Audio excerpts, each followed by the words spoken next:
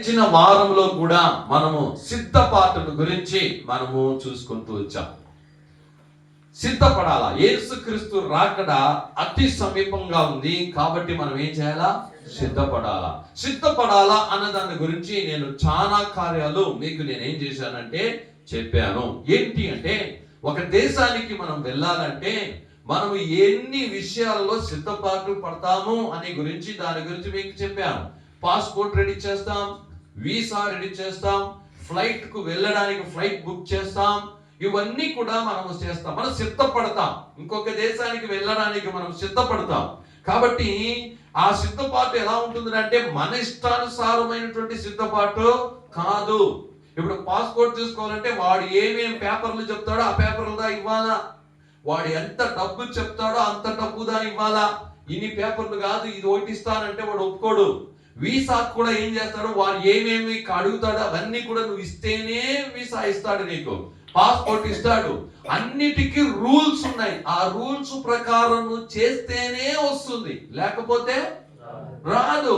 నాకు ఇష్టం లేదు, నేను ఇది చేయను అంటే ఇవ్వడు. అంటే ఇహలోకములో ఒక దేశానికి పోవడానికి ఎన్ని రూల్స్ అండ్ రెగ్యులేషన్స్ ఉన్నాయి, ఎన్నెన్ని కార్యాలు ఉన్నాయి, అవన్నీ నువ్వు చేస్తేనే నువ్వు పోగలుగుతావు, లేకపోతే ఏం చేయలేవు, పోలేవు. ప్రతిదానికి డబ్బు ఖర్చు పెట్టాలా, అది పాస్పోర్ట్ అయినా, వీసా అయినా, ఫ్లైట్ అయినా, ఇంకొకటి అయినా డబ్బు ఖర్చు పెట్టాలా.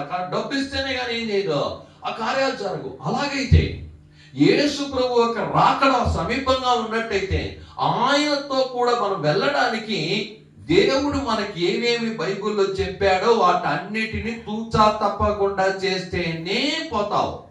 హల్లెలూయా.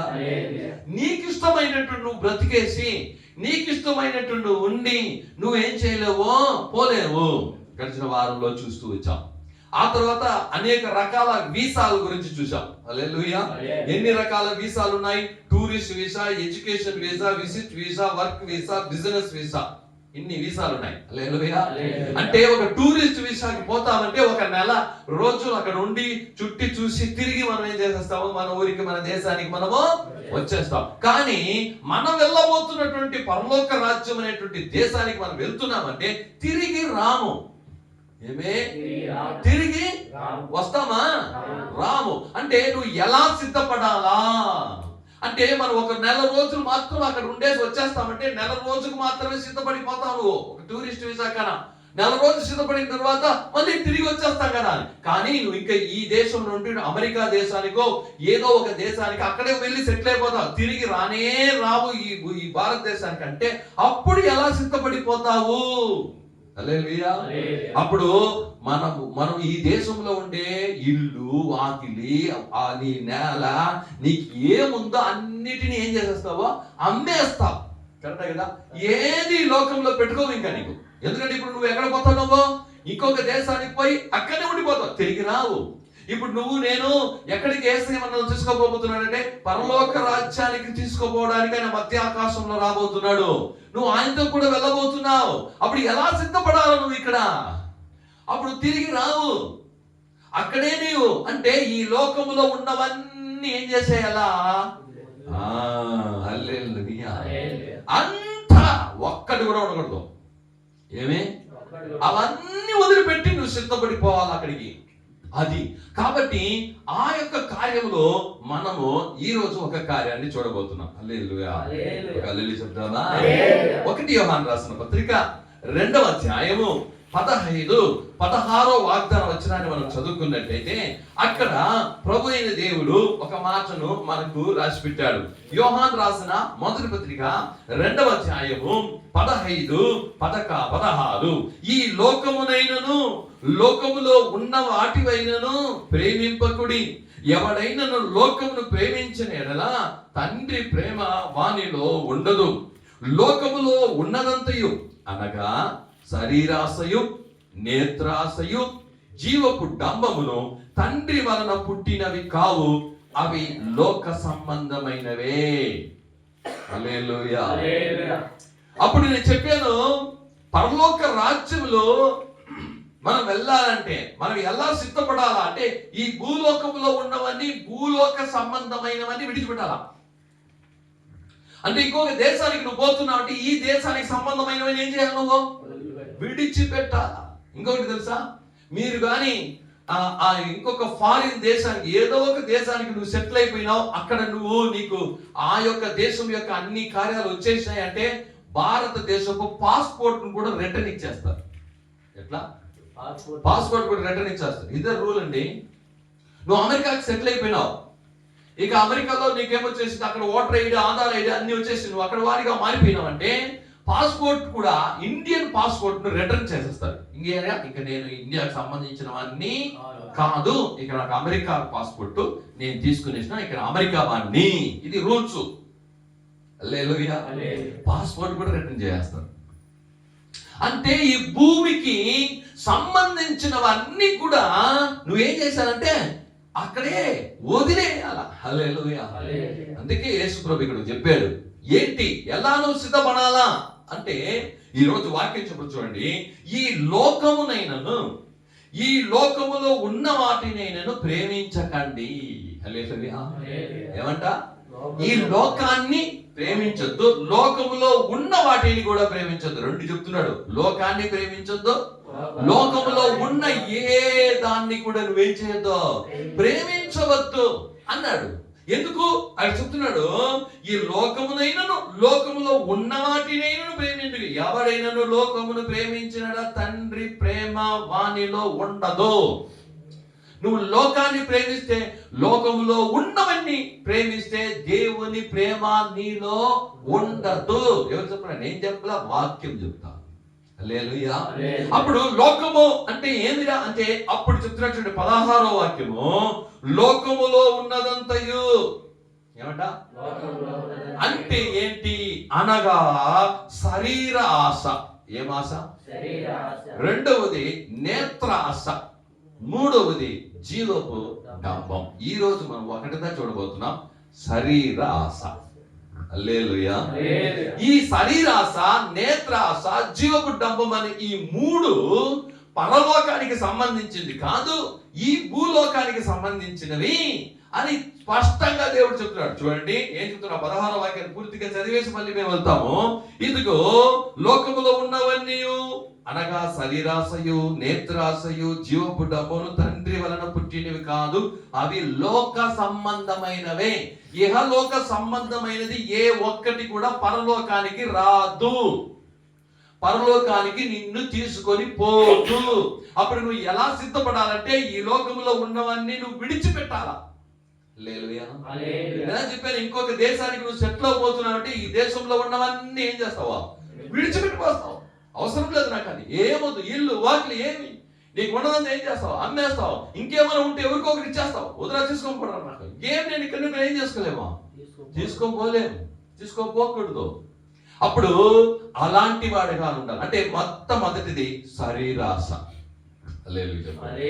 ఏమంట? ఈ శరీరాశను నువ్వు వదిలిపెట్టాలి.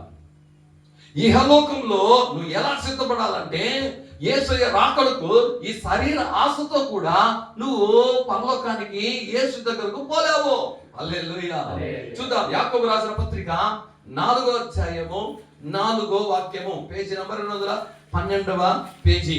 వ్యభిచారులారా, ఈ లోక స్నేహము దేవునితో వైరమని మీరు ఎరుగరా?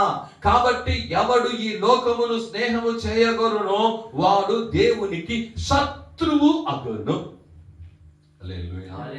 ఈ లోకాన్ని ప్రేమించే వాళ్ళకు యాకోబు ఒక పేరు పెట్టాడు. ఏమంటే ఏం పేరు? ఏం పేరు పెట్టాడండి? కాదు, పై వాక్యం సార్, ఫస్ట్ స్టార్టింగ్ 4 చదువు. స్టార్టింగ్ ఏమంట? వ్యభిచారులారా. చర్చికి పిలిచి ఏమియా నువ్వు ఆశీర్వదించమంటే ఇట్లాంటి మాటలు చెప్తావా? ఏం చెప్తాను బైబిల్లో? నువ్వు లోకాన్ని ప్రేమించేవాడైతే నువ్వు ఎవరంట? వ్యభిచారులారా అని స్టార్ట్ చేస్తున్నాడు.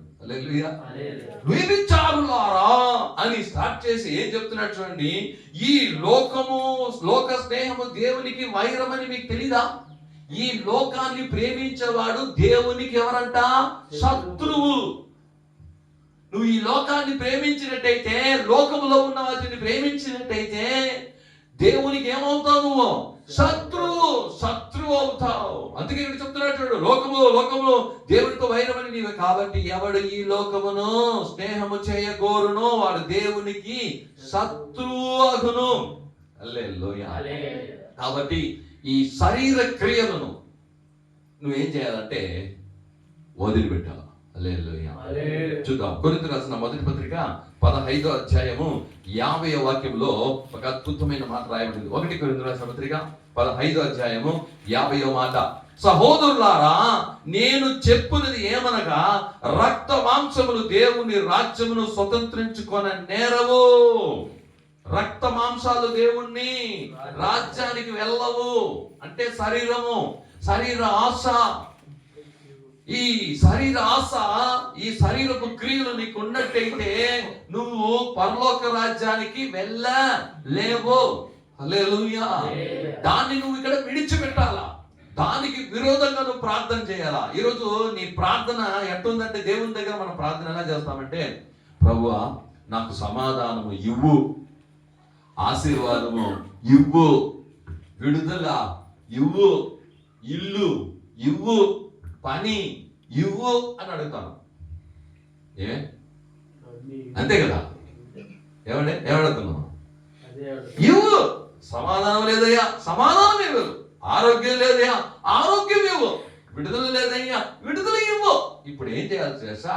ఇవ్వు కాదు, తీసేయని చెప్పాలి. ఏమిటి? శరీర క్రియలను, శరీర ఆశలను, ఇహలోకపు కార్యాలు నాలో నుండి నువ్వేం చేసే? తీసే. హల్లెలూయా. ఇప్పుడు నీ ప్రార్థన మామని ఇది తీస్తే అది వచ్చేస్తుంది ఆటోమేటిక్గా. హల్లెలూయా. ఏమి? ఈ శరీర ఆశ నీలో నుండి పీక్తే ఆటోమేటిక్ గా సమాధానం వచ్చి కూర్చుంటుంది, ఆశీర్వాదం వచ్చి కూర్చుంటుంది, స్వస్థత వస్తుంది, విడుదల వస్తుంది. హల్లెలూయా. ఇది దేవుడు వాక్యం చెప్పాడు. ఒక మనిషితో వచ్చి 38 సంవత్సరాలు వ్యాధి. మనకి ఎన్ని సంవత్సరాలు? 38 సంవత్సరాలు అక్కడే పడి ఉంటే యోహాను సువార్త 5వ అధ్యాయం రాయబడింది. వెళ్ళి నేరుగా ఏం మాట్లాడంటే, నీ పాపములు క్షమించబడి ఉన్నవి, నీ యొక్క పరుపు ఎడుతుకొని నీవు నడువు. ఏమంట? పాపం పోయింది, స్వస్థత ఆటోమేటిక్ గా వచ్చింది. అదే విధంగా నీలో ఉండే శరీర క్రియలు పోతే, నీలో ఉండే శరీర క్రియలు నశిస్తే ఆటోమేటిక్ ఆరోగ్యం వస్తుంది, సంతోషం వస్తుంది, సమాధానం వస్తుంది, విడుదల వస్తుంది. ఆటోమేటిక్ గా జరుగుతుంది. కాబట్టి నువ్వేం చేయాలంటే తీసే ప్రభువా. ఏంటి? శరీరపు ఆలోచనలు, శరీరపు క్రియలు, ఇహలోకపు ఆశలు, ఇహలోకపు క్రియలు. హల్లెలూయా. కాబట్టి మనం ఏమనుకుంటున్నామంటే, ఇంకా లోకంలోనే ఈ డబ్బు ఉంటే, ఇది ఉంటే, అది ఉంటేనే నా జీవితం అని. ఏమీ లేదు. గడిచిన దినాల్లో చూస్తే మహారాష్ట్ర డిప్యూటీ సీఎం ఏం చేశారు? ఆ ఫ్లైట్ లో పోతా ఉంటే యాక్సిడెంట్ ఏం చేసినారో చనిపోయాడు. ఎంతమంది తెలుసు? తెలియదు. చనిపోయాడు. ఆయనకు పదవి ఉంది, డబ్బులు ఉన్నాయి, బాగా చదువుకున్నాడు. ఏదైనా కాపాడగలిగిందా? నేను కాపాడడం అన్ని. ఈరోజు మనము బ్రతికి ఉన్నామంటే దేవుని యొక్క మహా కృప. నీ మీద కృప ఉంది కాబట్టి నువ్వు బతికున్నావు. డబ్బులుంటే నువ్వు బతికుండలేవు, బాగా తెలుసుకోవాలా. కాబట్టి ఇక్కడ నువ్వు ఈ రోజు నుండి ప్రార్థన ఎలా చేయాలంటే, ఇక్కడ చూద్దాం, రక్త మాంసాలు దేవుని రాజ్యంలో స్వతంత్రించుకొననేరవు. నువ్వు ఇహలోకంలో శరీరాశ కలిగిన వారై, ఇహలోక ఆశ కలిగిన వారై నువ్వు జీవించినట్టయితే నువ్వు పరలోక రాజ్యానికి, దేవుని రాకడకు ఏం చేయలేవు, పోలేవు. దాన్ని ఏం చేయాలి? నువ్వు తీసివేసేయాల. హల్లెలూయా. కొరింథీయులకు రాసిన 2వ పత్రిక 7వ అధ్యాయము 1వ వాక్యమును మనం చదివినట్టయితే అక్కడ రాయబడి 2 కొరింథీయులు 7వ అధ్యాయము 1-2 వాక్యాలు చూద్దాం. ప్రియులారా, మనకు ఈ వాగ్దానములు ఉన్నవి గనుక దేవుని భయముతో పరిశుద్ధతను సంపూర్తి చేసుకొనుచు శరీరమునకును ఆత్మనుకును కలిగిన సమస్త కల్మషము నుండి మనలను పవిత్రులుగా చేసుకొందుము. హల్లెలూయా. దేవుడు చేయాల్సింది చేసేసాడు. దేవుడు చేయాల్సింది అన్ని నీ కొరకు, నా కొరకు, మనుషుల కొరకు సిలువలో ఆయన చేయాల్సిందంతా చేసి ముగించేశాడు. ఇంకా ఆయన చేయాల్సింది ఏం లేదు. బాగా తెలుసుకోవాలి. అందుకే చెప్పాడు అంతా ముగిసింది చెప్పాడు, అంతా సమాప్తములాయను అన్నాడు. అంటే ఏం అర్థం దానికి? ఈ మనుషులకు నేనేమేం చేయాలో అన్ని నేను చేసేసాను. It's finish, his work is finish. ఆయన మనిషికి చేయాల్సిన ప్రతి ఒక్కటి చేసి ముగించేశాడు. ఇక చేయాల్సింది నువ్వే, చేయాల్సిందే నువ్వే. పాపాలు ఒప్పుకోవాలా, విడిచిపెట్టాలా, వాక్యం వినాలా, వాక్య ప్రకారం నడవాలా, ఇవన్నీ చేయాల్సింది నువ్వే. ఇక్కడ చెప్తున్నాడు నువ్వు చేయాలి. ఇండివిజువల్, ఒక్కొక్కరు చేయాల్సిన పని ఏంటి అంటే అక్కడ రాయబడి చూడండి, దేవుని భయముతో పరిశుద్ధతను సంపూర్తి చేసుకున్నతో శరీరమునకు ఆత్మకును కలిగిన సమస్త కల్మషం నుండి మనలను పవిత్రులుగా చేసుకుందాం. మిమ్మల్ని మీరు పవిత్రంగా చేసుకోవాలి. అంటే ఏమి? అది నాకు వద్దు, అది నాకు వద్దు, అది నాకు అవసరం లేదు అని నువ్వే దాన్ని ఏం చేయాలంటే తీసివేయాలి. ఒకటి తెలుసుకోండి, నువ్వు ఏదైతే ప్రేమిస్తావో నీ దగ్గర ఉంటుంది. ఏమే? నీ దగ్గర ఉంటుంది. నువ్వు ద్వేషిస్తే అది పోతుంది. హల్లెలూయా. యేసు ప్రభువు ఒక మాట చెప్పాడు, ఈ లోక అధిపతి వస్తున్నాడు, నా దగ్గర వానికి ఏమీ లేదు. చూసినావా ఏం చెప్పాడంటే? ఈ లోకాధిపతి వస్తున్నాడయ్యా, వాని సొత్తు ఏది నా దగ్గర లేదు అన్నాడు. చూసావా? అప్పుడు ఆయనను నువ్వు మీట్ చేయడానికి పోయేటప్పుడు ఆ లోకము సాతాను చేతిలో ఉంది రాయబడి ఉంది. ఈ లోకాస, నేత్రాస, జీవడంబము తండ్రి వల్ల కలిగినది కాదు, ఇది లోకములో నుండి వచ్చింది అని చెప్తున్నది. అది నీలో ఒక్కటి కూడా ఉండకూడదు. వన్. ఏదే? ఒక్కటి కూడా ఉండకూడదు. అదే దేవుడు చెప్పాడు. అలా నువ్వు చెప్పాలా, అలా నువ్వు నడుచుకోవాలా. ఆ శరీర క్రియలను నువ్వు ఏం చేయాలంటే జయించాలి. గలాతీయులకు రాసిన పత్రిక 5వ అధ్యాయము 24వ వాగ్దాన వచనము. గలాతీయులకు రాసిన పత్రిక 5:24, 23-24 ఉంది చూడండి. ఇట్టి వాటికి విరోధమైన నియమమేమీ లేదు. క్రీస్తు యేసు సంబంధులు శరీరమును దాని ఇచ్చలతోనూ దురాశలతోనూ సిలువ వేసి ఉన్నారు. హల్లెలూయా. యేసు ప్రభు నీ కోసం సిలువ వేయబడ్డాడు. నీ పాపాల కోసం, నీ శాపాల కోసం, నీ యొక్క కార్యాల కోసం ఆయన సిలువ వేయబడ్డాడు. ఇప్పుడు నువ్వు సిలువ వేయాలా. హల్లెలూయా. ఇక్కడ విను జాగ్రత్తగా, పెదాప్ చేసే. హల్లెలూయా. నువ్వు సిలువ వేయాలా. ఏంటి అంటే ఏమంట? దేన్నంట? ఇక్కడ రాయబడింది చూడండి, అద్భుతమైనటువంటి మాట.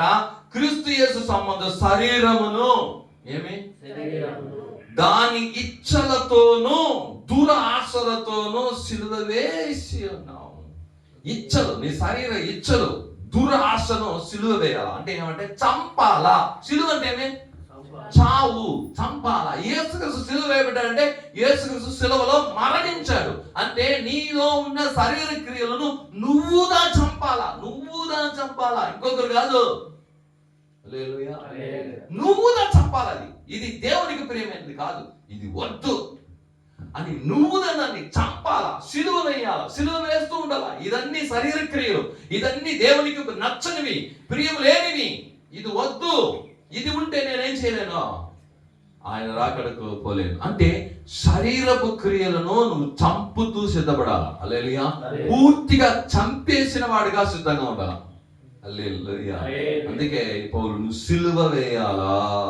1 పేతురు 2వ అధ్యాయము 11వ వాగ్దాన వచనాన్ని కూడా మనం చదువుకుంటాము. పేతురు రాసిన మొదటి పత్రిక 2వ అధ్యాయము 11వ వాగ్దాన వచనం. ప్రియులారా, మీరు పరదేశులను యాత్రికులై ఉన్నారు గనుక ఆత్మకు విరోధముగా పోరాడు శరీర ఆశలను విసర్జించి, ఏమంట? మీరు విసర్జించాలా. ఆత్మకు విరోధముగా పోరాడు శరీర ఆశలను విసర్జించి. అంటే విసర్జించి అంటే ఏంటంట? నువ్వే దాన్ని తీసేయాలి, నువ్వే దాన్ని వద్దని ఏం చేయాలా?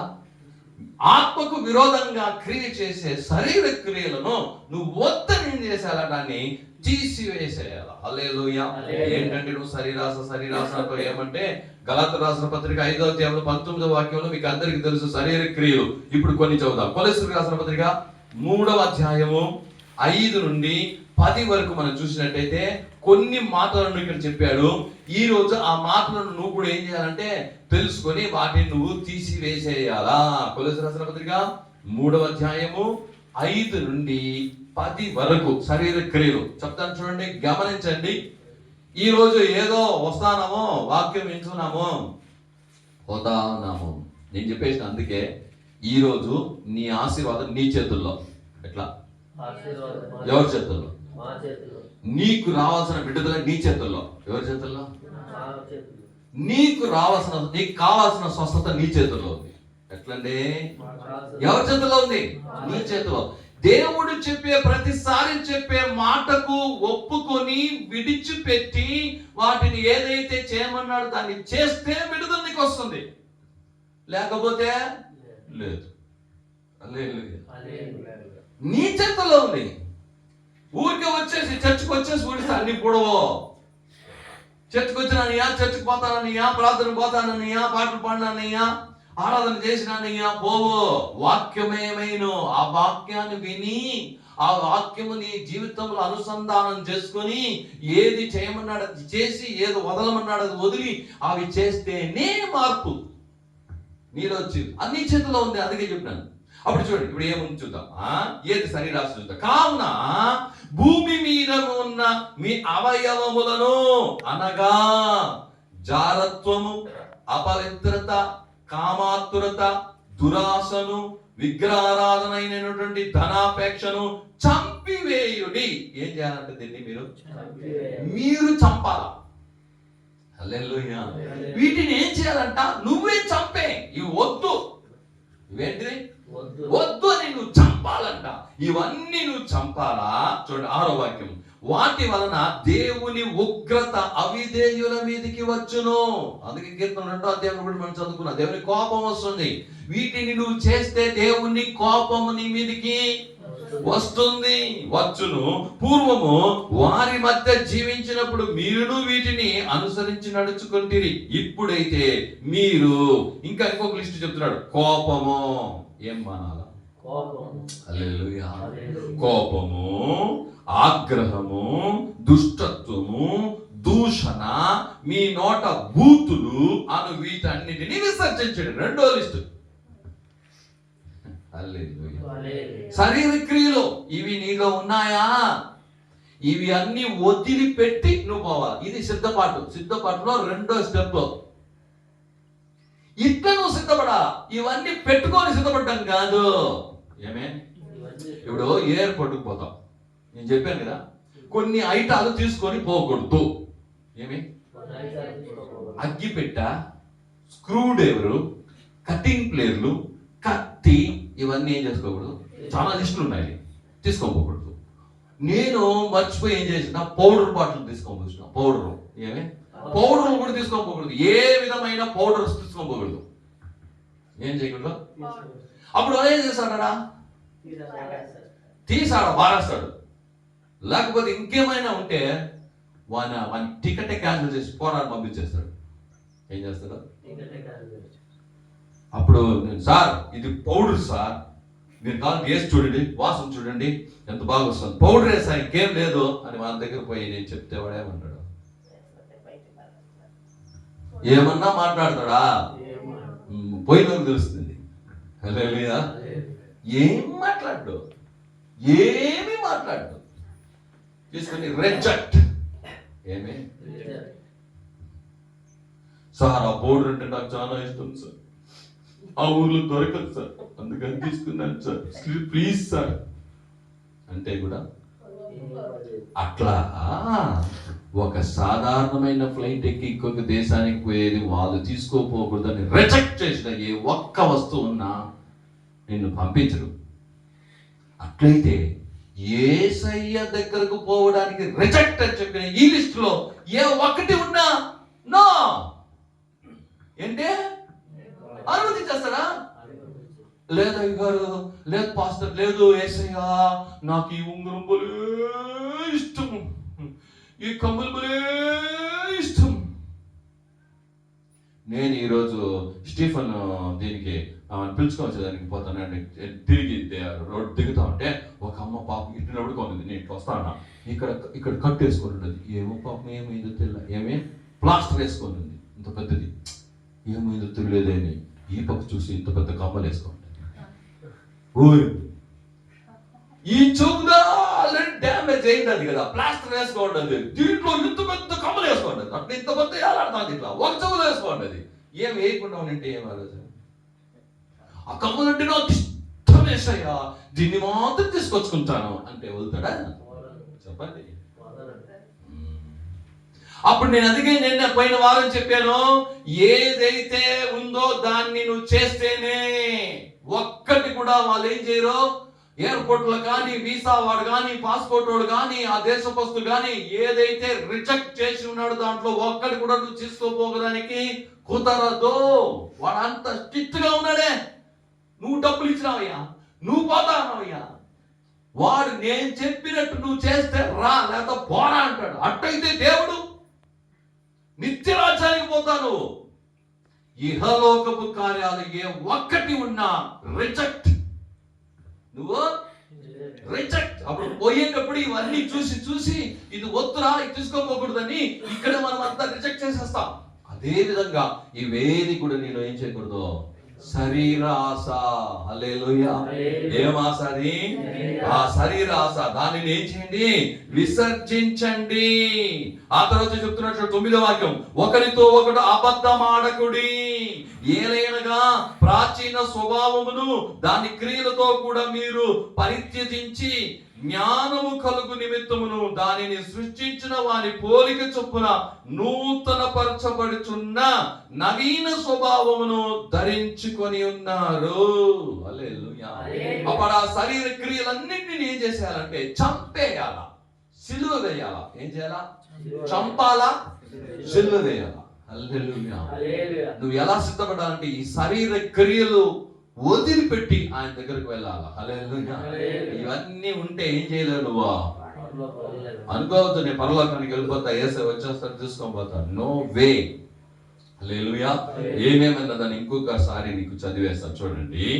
ఏమనగా, ఈ కావున భూమి మీద ఉన్న మీ అవయములు అనగా జారత్వము, అపవిత్రత, కామాతృత, దురాశ, విగ్రహారాధనైన ధనాపేక్ష మీరు చంపివేయుడి. ఆ తర్వాత చూడండి ఇంకొక లిస్ట్ ఏం చేస్తున్నాడు, మీరు చేస్తున్నారు. ఎప్పుడైతే మీరు కోపము, ఆగ్రహము, దుష్టత్వము, దూషణ, మీ నోట బూతులు, వీటన్నిటిని విసర్జించండి. హల్లెలూయా. కాబట్టి ఇవన్నీ నువ్వేం చేయాలంటే తీసివేయాలి. రోమియోల పత్రిక 13:14 ఇంకో మాట చదివి మనము బలార్థకి వెళ్ళిపోదాం. ఓకే, 13వ అధ్యాయము 14వ వాక్యం. రోమియోల పత్రిక 13:14 చివరి వాక్యం. ఓకే, మెట్టుకు ప్రభువు అయిన యేసుక్రీస్తును ధరించుకొనిన వారై శరీర ఏచ్ఛలను నెరవేర్చుకొనుటకు శరీరము విషయమే ఆలోచన చేసుకొనకుడి. హల్లెలూయా. ఏం చేసుకోకూడదంట నువ్వు, శరీర ఏచ్ఛలను నెరవేర్చుకున్నట్టుకు శరీర విషయమే ఆలోచన చేసుకోవద్దు, ఆలోచించొద్దు. ఆ శరీరాలకి ఆశలను నెరవేర్చడానికి నువ్వేం చేయొద్దు, ఆలోచన ఉండకూడదు. నీ ఆలోచన అంతా ఆత్మీయమైన ఆలోచనగా ఉండాలా. ఏం ఆలోచన? ఆత్మీయమైన ఆలోచనగా ఉండాలి. దేవుని మాటలు నీలో ఉండాలా. శరీర ఆశలను నెరవేర్చుకునేదాన్ని ఎప్పుడు ఆలోచిస్తూ ఉండద్దు. పోలేవు, పరలోకాన్ని గురించి ఆలోచిస్తున్నావు. ఎప్పుడైనా ఇంకొక దేశం, ఇప్పుడు నైజీరియా దేశానికి వెళ్ళినప్పుడు ఎప్పుడు చూసినా నైజీరియా గురించి ఆలోచించి అక్కడ ఏముంది, ఎట్టుంది, ఏంది, ఎట్లా, ఏమి రెడీ చేయాలా, ఎట్ట పోవాలా, దాని గురించి ఆలోచన. అలాగే నువ్వు పరలోకం వెళ్ళాలంటే, యేసుక్రీస్తు రాకడకు నువ్వు వెళ్ళాలంటే ఆయన గురించి ఆలోచనలే నీకు రావాలి. హల్లెలూయా. శరీర ఆలోచనలు ఏం చేయకూడదు, నీకు రాకూడదు. రోమీయులకు రాసిన పత్రిక 8వ అధ్యాయము 4వ వాక్యం. 8వ అధ్యాయము 4వ వాక్యాన్ని మనము చదువుకుంటాం, చూద్దాం. 8వ వాక్యం, శరీరమును అనుసరింపగా ఆత్మను అనుసరించి నడుచుకుని మన యందు ధర్మశాస్త్ర సంబంధమైన నీతి విధి నెరవేర్చబడవలనని పాప పరిహారము నిమిత్తము దేవుడు తన సొంత కుమారుని పాప శరీర ఆకారముతో పంపి ఆయన శరీరమందు పాపమునకు శిక్ష విధించెను.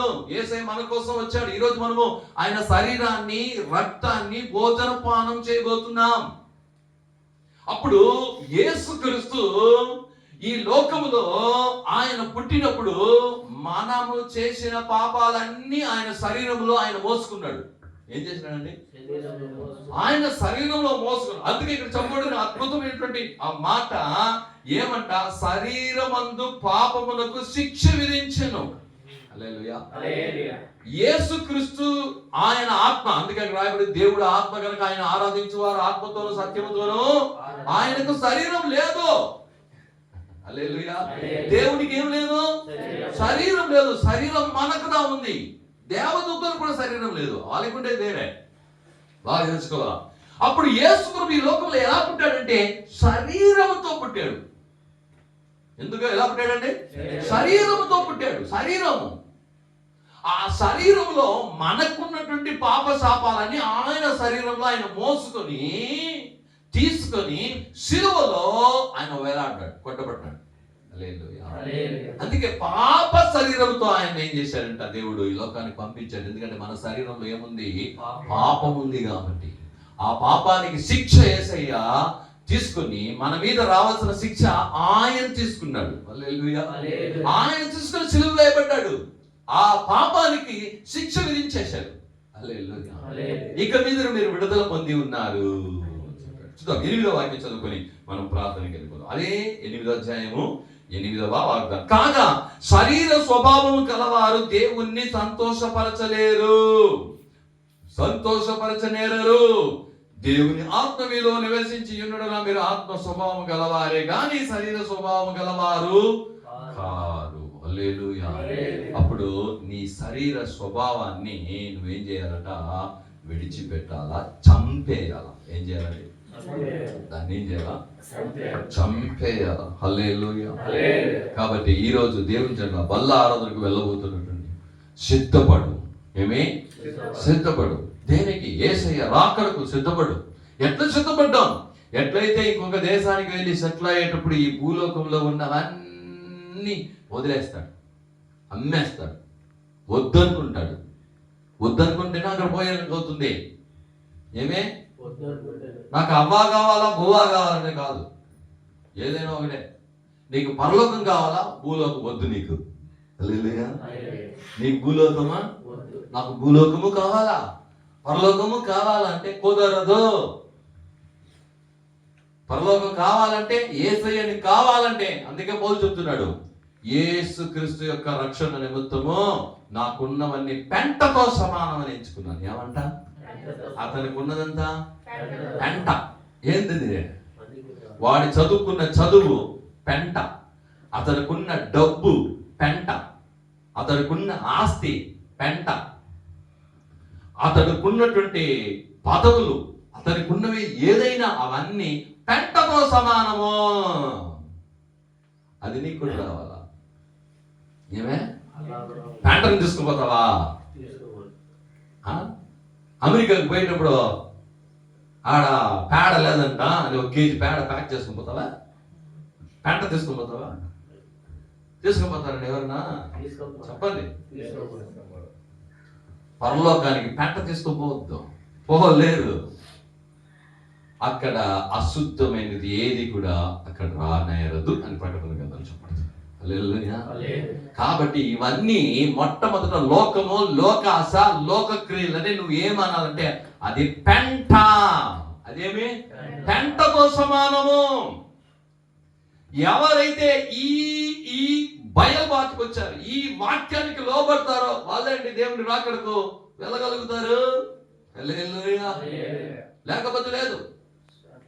కాబట్టి ఎలా సిద్ధపడాలంటే శరీర ఆశ, నేత్రాశ, జీవపు డంబం ఇది తండ్రి వల్ల కలిగినది కాదు, లోకంలో ఉన్నవి. వీటిని నువ్వేం చేయాలంటే విసర్జించి చంపి వేస్తేనే నువ్వు ఆయన రాకడకు ఏం చేస్తావో పోగలుగుతావు. అప్పుడు శరీరాశను చంపి నువ్వు సిద్ధపడాలి. ఆమేన్. హల్లెలూయా. అందరూ మోకరిద్దాం.